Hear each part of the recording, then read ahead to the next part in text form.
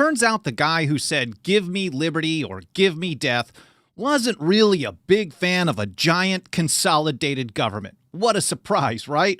So today, on Patrick Henry's birthday, let's see why he's one of the real OGs behind the foundational principles that gave us the 10th Amendment. On this episode, I'm going to go through some of his big hits and best takes, and they all revolve around a line in the sand against centralized government power. But first of all, welcome and thank you for joining me here on the Path to Liberty.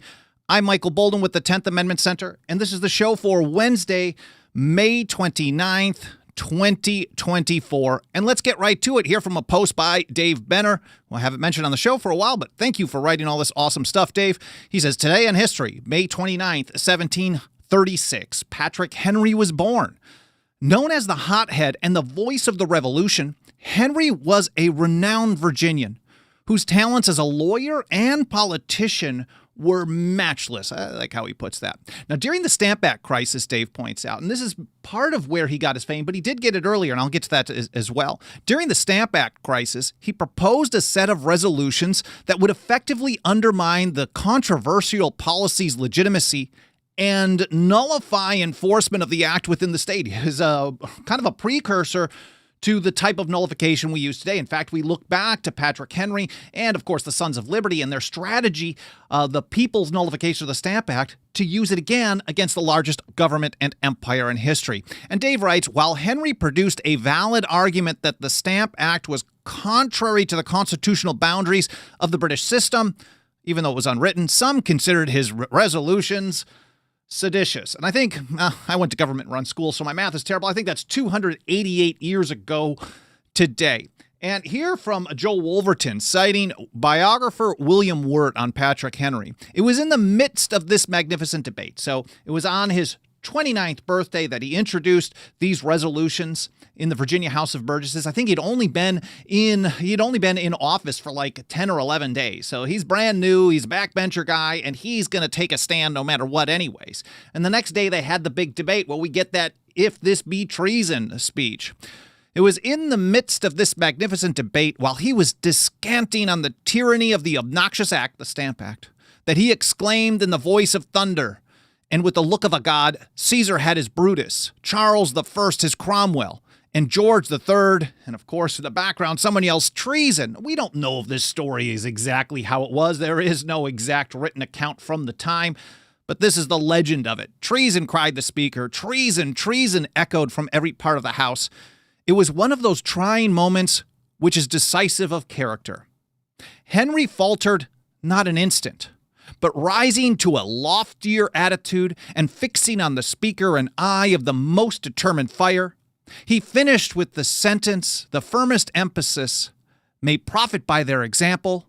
If this be treason, make the most of it." And again, we don't know exactly if that's how it played out, but people who were there at the time certainly had a lot to say about it. Thomas Jefferson, in a letter to William Wirt, who actually wrote that, he said, "Torrents of sublime eloquence came from Mr. Henry." And here, in those resolves, we get three main foundational principles. This is back again to his resolutions opposing the Stamp Act and calling for, well, some action in response to it. So we get three main foundational principles from his speech that I think kind of really sum up a lot of the work that we do here today. It's also many of the foundational principles behind the 10th Amendment to the Constitution. And Henry, here from an article that we just published yesterday, Henry took the position that the British Parliament had general powers to address issues that affected all, while issues affecting, quote, internal policy and taxation could only be implemented by the local representatives of the people in that area. It sounds like he's really the 10th Amendment OG, the original 10th Amendment guy, saying you guys can do this and everything else, all the general stuff you can do, and all the most important detailed stuff that apply to the inhabitants of this colony, of this place of Virginia, well, those are only going to be done by the local representation. It really is a line in the sand. So that's a precursor. So he also warned about precedent. We heard a lot about precedent during the American Revolution, which was those 15, 16 years before the shot heard round the world in 1775. the radical change in the viewpoints of the people. And of course, Patrick Henry was one of the most powerful voices of that time. There are many others, but we're highlighting Henry today. So he focused a lot on precedent and usurpation of power. Usurpation is an exercise of power not authorized to government. And even under the British system, where they had an unwritten constitution, there was an understanding that things like internal policy and taxation would only be handled by the local representatives of the people in Virginia. And they wouldn't be done by Parliament, who had no understanding of their needs or how things played out in Virginia. They were far away, just like we have today.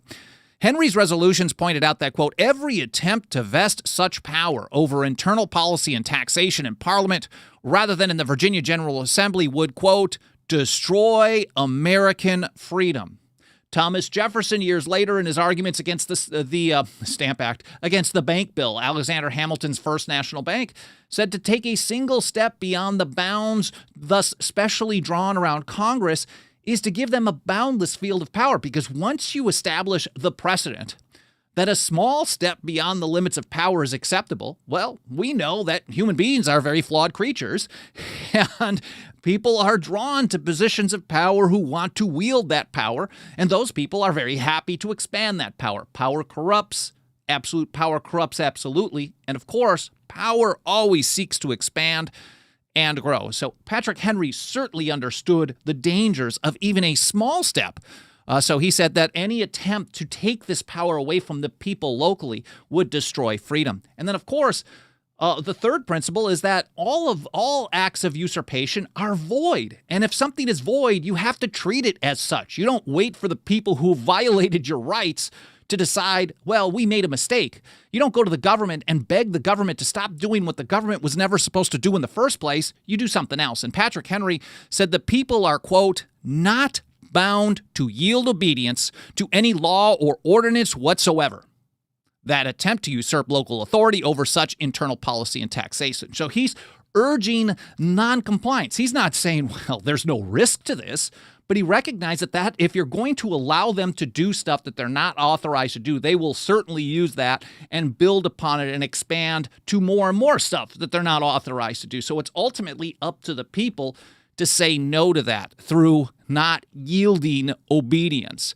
Now, I covered that speech against the Stamp Act and his resolves against it in much more detail in an episode a few years ago, also on Patrick Henry's birthday, Patrick Henry versus the Stamp Act, which will be included in the show notes. I think his resolves and his speech against the Stamp Act in 1765 were some of the most important foundational principles that were put out there. And they were certainly widely read. They sparked the revolution, even though they didn't all, you'll learn from this episode how they didn't all end up getting passed. Even though that was the case, they certainly were printed widely, and it really encouraged other people to take a stand as well. So Patrick Henry, the voice of the revolution, but he came to prominence even before this. He was only 29 years old. So 2 years earlier, he's 27 years old. We have something called the Parson's Cause. And this is from M. Andrew Holochek over at the Abbeville Institute. A lot of interesting stuff that they've published over there. Henry came to prominence in the Parson's Cause. This is 1763. The Anglican clergy at the time were to be paid for their services 16,000 pounds of tobacco every year. So they were paid in tobacco, a sum that amounted to 2 pennies per pound. But after a poor crop in 1758, the price of tobacco rose threefold, hence inflating clerics' salary threefold. So this is where we get kind of a little bit of legal wrangling, and Patrick Henry will step in here in just a little bit. So the Virginia House of Burgesses responded with something called the Two-Penny Act, basically saying we're going to pay you what we agreed to pay you. Now that the prices have inflated, we can't afford that anymore. So it fixed a clergyman's salary, and this is also a problem of government paying clergy. We're not going to get into that today, but which fixed a clergyman's salary at 2 pennies per pound. But King George III subsequently vetoed the law, which caused tumult in Virginia because the king was intervening in colonial matters and essaying to coerce citizens to triple the salaries of clergymen. So here we are in 1763. Patrick Henry isn't even in the House of Burgesses. He's a very young lawyer. He's kind of a novice at this time. No one knows what to expect from him at this point. And he gets involved in this debate with the king. So the locals pass something changing. Now, we can have debates over what was the right or wrong economic or government policy.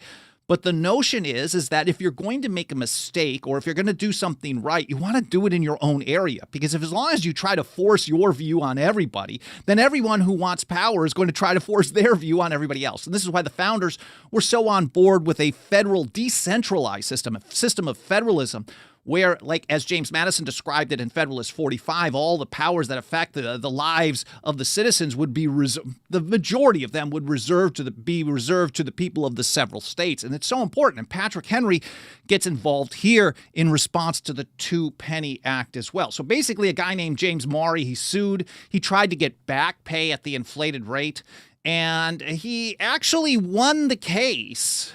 But the determination was, how much was he going to get paid? What was going to be his reward in front of a jury trial? And Patrick Henry argued against Maury in court. And here from kind of a take on this, pointed that Maury actually recounted what Henry had to say. He said, "A king, by annulling or disallowing laws of this salutary nature, from being the father of his people, degenerates into a tyrant and forfeits all rights to his subjects' obedience." So again, Patrick Henry, consistent as you can be on stuff like this, that these people in this level of government, they're authorized to do certain things, and these people do other things. And when one tries to invade on the other, you are not bound to obey them. Now, Patrick Henry ended up winning on this, and Holacek, I'm sorry if I pronounced the name wrong, he was so persuasive in the argument that the jury awarded Maury's reparation, but I only gave him 1 penny.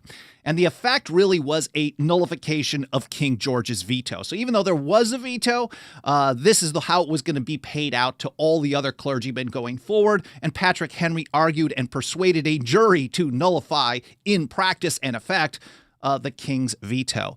I covered that in some detail as well in another episode, Forgotten Foundation, Patrick Henry and the Parson's Cause. This was from December of 2022. This will be covered in the show notes over at 10thamendmentcenter.com/path-to-liberty, where we'll be linking to all that stuff. I'll get to that in just a moment. But I also wanted to cite this letter by George Mason to Martin Cockburn in 1774, talking about Patrick Henry, really hammering home what a powerful speaker he was. And we can see how this played out just as a young man at age 27 and 29, moving the people to take action to nullify the most powerful empire, the king in Parliament, the most powerful empire in history at that point. So George Mason says on Patrick Henry, "He is by far the most powerful speaker I ever heard. Every word he says not only engages, but commands the attention. And your passions are no longer your own when he addresses them. But his eloquence is the smallest part of his merit. He is, in my opinion, the first man upon this continent." Powerful words from a very influential and important guy in the American Revolution, George Mason. Again, that'll be linked to in the show notes at 10thamendmentcenter.com/path-to-liberty. Alan Mosley does a great job organizing a blog post for every single episode where you can see all the different platforms that we live stream on. Of course, there's Rumble and Facebook and X and Twitch and LinkedIn and YouTube. We also live stream at Rumble and Odyssey.com. Plus, we have the audio-only podcast edition all over the place. And we archive the video on various different platforms like Minds and others where we can't, BitChute and Brighteon, where we can't live stream, at least that I'm aware of.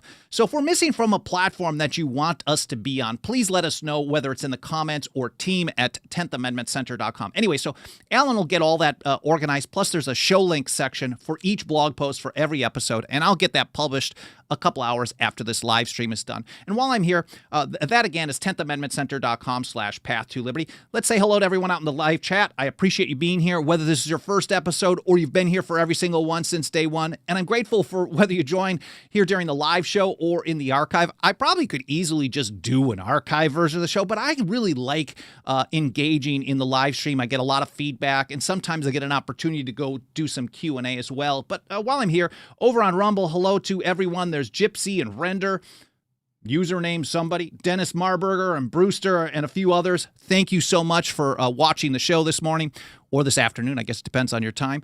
Over on YouTube and Facebook and elsewhere, there's Jug and Haji and Cheriton, Senator DT, good to see you on the live. Missouri Freedom Initiative, you guys do great work. Thank you for being here. Kirk Morrison and Alan and Melody and a few others. Then again, thank you for being here. Let's get right back to it. 10thamendmentcenter.com/path-to-liberty is where you're going to find the show notes and the blog post for this episode. I just got to pull up the right screen here. So George Mason talking about Patrick Henry being the most powerful speaker he had ever heard. And that brings me, of course, to the speech that is probably most famous. Give me liberty or give me death. That was given at St. John's Church in 1775. So this was during the Second Virginia Convention. March 23rd, 1775, Patrick Henry introduced 3 resolutions. Now, this was an extra-legal organization. The king and his generals and stuff, they did not like the fact that these assemblies were organized, whether it was the Massachusetts Provincial Congress or the Second Virginia Convention. They were just organizing despite the fact that, well, the king didn't want them to do this. But Patrick Henry introduced 3 resolutions, and he was really focusing on the militia because the right of self-defense, the right to keep and bear arms, was so important to Patrick Henry as a powerful tool, of course, against, well, centralized power, both at home or abroad. And so the first one stated, and this is from St. John's Church as well, this will also be linked to in the show notes, a well-regulated militia, these phrases are very old school. If you don't study the history, you can't understand the context of how it was used in the Constitution either. So the first resolution from Patrick Henry in 1775, that a well-regulated militia composed of gentlemen and yeomen is the natural strength and only security of a free government. That such a militia in this colony would forever render it unnecessary for the mother country to keep among us for the purpose of our defense any standing army of mercenary forces, always subversive of the quiet and dangerous to the liberties of the people, and would obviate the pretext of taxing us for their support. James Madison, years later, said that war is perhaps the greatest threat to the public liberty because it gives you armies, and from armies you get debts and taxes, and armies and debts and taxes are the known instruments for putting the many under the domination of the few. And now, Patrick Henry didn't talk about debts here as well, but he certainly recognized that the more armed up that the general population was, the gentlemen and yeomen of the country, this is the natural strength. This is how First Secretary of War Henry Knox put it in his plan for organizing the militia for President Washington, that they should be the capital security, the militia, the people themselves. If you rely on the people themselves to be the first line of defense, you don't need what so many of the founders called the bane of liberty, large, permanent, standing armies. And that's what Patrick Henry saying here as well. Keep everybody armed and trained, and then you don't need the standing army, and you don't need the taxes to pay for it, and, well, everything else that comes with it. So that was his first resolution. And the third one I'm going to jump to, because I'm not covering this whole speech in detail, was, as they put it at St. John's Church, the most provocative. Resolved that his colony be immediately put into a posture of defense, and that a committee be appointed to prepare a plan for embodying, arming, and disciplining such a number of men as may be sufficient for that purpose. So he's calling on the militia to be formally ready to defend their liberty. He knew there was something going down. And if you think of the date, in March of 1775, Patrick Henry was a little ahead of the curve in comparison to April 19th, 1775. They say the third resolution touched off, I don't know who wrote this, but this is on the historic St. John's Church website, some long Squarespace bad URL, but it's good stuff. The third resolution touched off a debate concerning whether it would be seen as a prophecy of war, quote, and would place Virginia in the false position of appearing not to resist armed conflict, but to invite it. So on the one hand, are we actually creating a scenario where we're going to have war by arming up? And I would say that if you're in a scenario that just the average people being armed for self-defense means they're going to go to war against you, you got a problem that you really got to deal with anyway. So exercise your rights one way or the other. And I think that was Patrick Henry's approach. And he also had a little comment on the war as well here that I think was prophetic. But on the other hand, if you don't arm up, you'll look weak and easy to attack. And that's why the best offense The best defense is a good offense. How do you do that? I don't know. To be prepared for war, George Washington told us, basically, is the best way to prevent it. And that Patrick Henry certainly had influence on that as well. And so Patrick Henry responded to this. In attendance there was George Washington, St. George Tucker, Thomas Jefferson, Edmund Randolph, I think Edmund Pendleton, a bunch of people who were very prominent in the founding of the country, especially all these leading Virginians. And here's how Henry put it. It is in vain, sir, to extenuate the matter. Gentlemen may cry peace, peace, but there is no peace. The war is actually begun. Again, this is before the shot heard around the world. He knew what was going down. He could see that a government that would be willing to pass what we call today the intolerable acts, the coercive acts, were willing to use a standing army military force to try to put them into effect if the people stood up for their liberties. And Patrick Henry knew that even though that the fighting had not begun in earnest at that point, he knew that the war was over a system of power where the British claimed in 1766, when they actually, after the Stamp Act was nullified, it was a kind of a slap in the face. They said, well, we have power over the colonies in all cases whatsoever. Patrick Henry was no fan of unlimited centralized power. So he said the war has actually begun before it actually begun. The next gale that sweeps from the north, he knew what was going on, in Massachusetts, will bring to our ears the clash of resounding arms. He knew. He said, is life so dear or peace so sweet as to be purchased at the price of chains and slavery? Forbid it, Almighty God. I know not what course others may take, but as for me, give me liberty or give me death. And the people who were there, again, this is kind of a legend. We don't know exactly what Patrick Henry had to say. He did not write down much of what he did. Maybe he had notes, but he certainly was a guy who spoke from the heart. And when you go through his ratification debate speeches in 1788, he's all over the place. And some of these speeches are 15, 20 pages long when you do the translation as much as possible from the notes.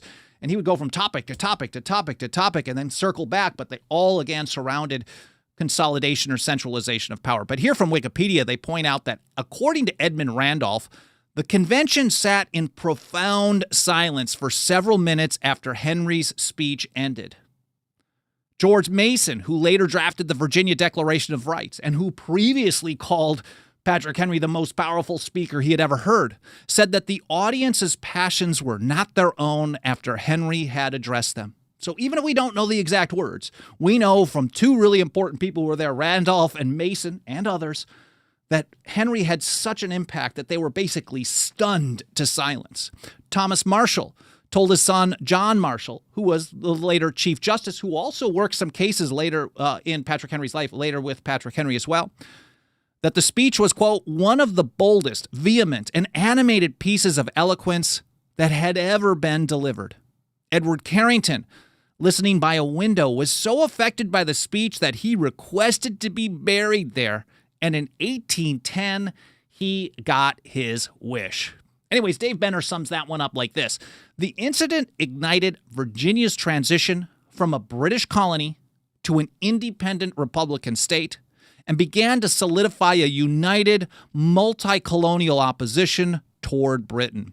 So that'll be linked to in the show notes as well.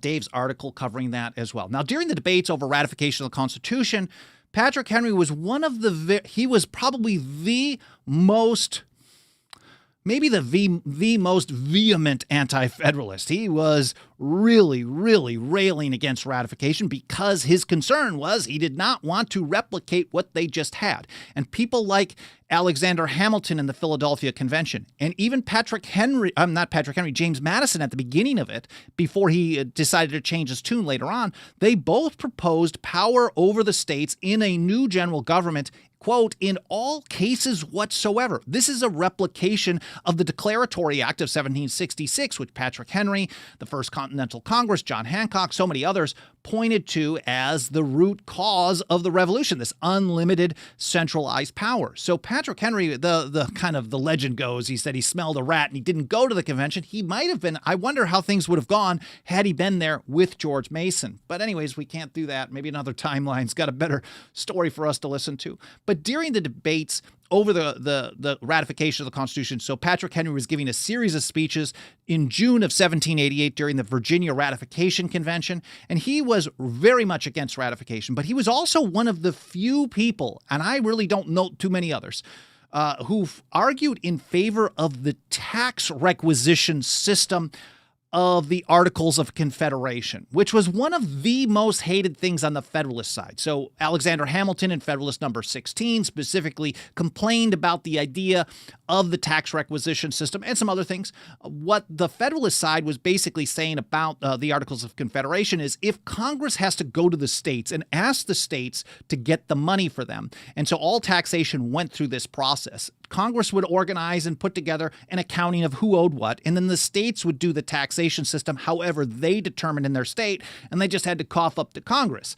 And so Federalists were saying, well, as long as you have to rely on an intermediary, you're in trouble. All they have to do is not act as Hamilton complained or act evasively, and the measure is defeated. Now, Patrick Henry, on the other hand, instead of saying, he recognized this as being the truth as well. All they have to do is not act or act evasively, and you can defeat federal programs. But Henry thought this was a good thing, and he actually argued in favor of this tax requisition system here in his speech of June 7th, 1788. He said, "Requisitions, which gentlemen affect to despise, have nothing degrading in them. On this depends our political prosperity." So he's saying if you want to have a line in the sand between federal or central power and the states, the tax requisition system is the most important thing, because the power to tax is the power to destroy. Now, he didn't say all this, but he understood that the more power that they had, if you had no check on it, it was just going to keep growing. He said, "On this depends our political prosperity. I will never give up that darling word requisitions. My country may give it up. A majority may wrest it from me, but I will never give it up till my grave." I would say a large portion, and I haven't done a deep study on this, but a vast majority of even the anti-federalists were okay with getting rid of the tax requisition system. So Patrick Henry was really out on his own on this, leading the charge for a very, very decentralized system, far more than anything remotely close to what we have today. So he wanted this tax system. Requisitions, he said, are attended with one singular advantage. They are attended by deliberation. They secure to the states the benefit of correcting oppressive errors. If our assembly thought requisitions erroneous, if they thought the demand was too great, they might at least supplicate Congress to reconsider that it was a little too much. And in another episode, which will also be linked to in the show notes, I covered that tax battle, Henry versus Hamilton on the requisition system. I think that's an incredibly interesting topic, and it shows the real divergence between the hard anti-federalist and the hard federalist viewpoints, even though those terms were propaganda terms, federalist and anti-federalist. They were really kind of opposite, but I thought that was a really interesting episode as well. And then in another episode, I gave a full overview of his series of speeches at the Virginia Ratifying Convention. And really the foundation underlying all of his arguments over and over and over was this consistent warning against consolidation or centralized power, and then trusting people with that power. And I just want to highlight a few of these top quotes. Here, for example, "Dangers are to be apprehended in whatever manner we proceed, but those of a consolidation are the most destructive. The most destructive to our peace, our freedom, our prosperity is centralized power. And today, we ignored that. Well, we've ignored that almost ever since, and we live under the largest government in history." He also put it like this: "One government cannot reign over so extensive a country as this without absolute despotism.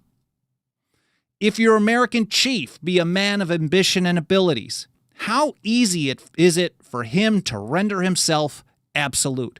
He was not a fan of the system because when people have too much power, he recognized the human nature, the maxim of human nature, that people would try to expand their power, and even kind of mocked the Federalists, who basically were saying, well, the system is created to basically draw the best of the best, and it will the leading people, the good guys, will rise to the top, and then everything will be cool. And Patrick Henry was against this. He understood the argument, but he put it this way: "Show me that age and country where the rights and liberties of the people were placed on the sole chance of their rulers being good men without a consequent loss of liberty."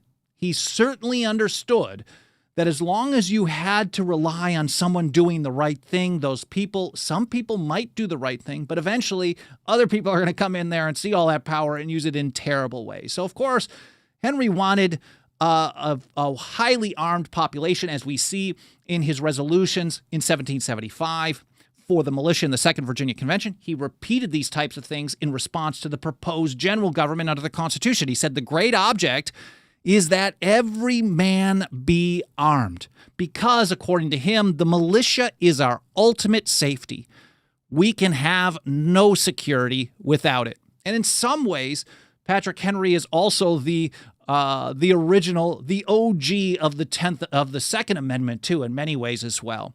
Here he is again on consolidation. I can go through dozens of these over and over and over. Consolidation must end in the destruction of our liberties. Again, he knew that the more centralized the system, the less you were going to have liberty, because, as he put it on June 7th as well, that government is no more than a choice among evils has been a standing maxim for ages. He wasn't deluded into thinking that if you just had the right people in power, everything would be great, because government is always no better than the lesser of two evils. Now, he was very influential in getting amendments, what eventually became the Bill of Rights. He, George Mason, and others, Richard Henry Lee, of course, they proposed a bunch of them. I don't think Richard Henry Lee at the Virginia Ratifying Convention, but he did in the Confederation Congress. But he was also very influential on this. But these Virginians were very influential in proposing amendments. I think Mason and Henry and others came up with like 40 or so at the Virginia Ratifying Convention. They lost on a very, very narrow vote in getting those appended in advance. And so some people say, well, thanks to Patrick Henry and others like him, we have the Bill of Rights, and, they got what they wanted. But Patrick Henry, now maybe George Mason was cool with it. Patrick Henry, after he saw what amendments they came up with and were going to send them to the states, he was very unhappy with them. And here's how he described it in a letter to Richard Henry Lee. He said, "As to my opinion of the amendments, I think they will tend to injure rather than to serve the cause of liberty." And liberty, of course, was the primary object, and that's how he put it also in those ratification debate speeches. He said, when the American spirit was in its youth, the language of America was different. Liberty, sir, was then the primary object. And liberty is the primary object for us as well, and there's nothing that helps us spread this message more and more to new people, more than the financial faith and support of our members. If you want to help us get this work done every single day, nothing does that more than your membership support. You can start out at just $2 a month over at 10thamendmentcenter.com/members. You got a couple of bucks of that dirty government fiat, please consider throwing it our way. We also have annual, lifetime, and 5-year options available. Again, I really appreciate you spending some of your time with me today. I hope you enjoyed this episode. I hope it made you think. I hope you learned something. And happy birthday to Patrick Henry as well. Again, 10thamendmentcenter.com/members if you want to support our work, and 10thamendmentcenter.com/path-to-liberty is where we're going to have the blog post with all the other platforms and the show links section published in a couple of hours. Make sure to check us out there as well. Thanks again for watching, and I hope to see you next time here on the Path to Liberty.